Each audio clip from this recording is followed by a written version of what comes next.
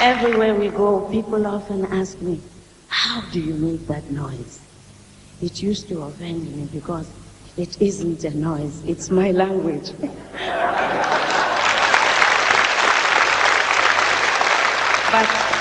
I came to understand that they didn't understand that Xhosa is my language, and it's a written language. We use the same Roman alphabet in writing it.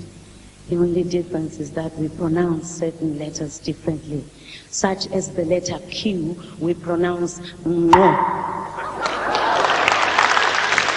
And the letter X, we pronounce mwe. The letter C, mwe, and the letter R, ha. We have words like U, QHO, QHO, QHO, utokop, which means the Adam's apple.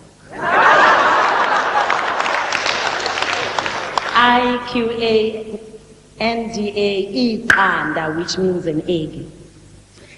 IXOXO, Itoko, which means a frog. Now, I'm sure everyone here knows that we in South Africa are still colonized.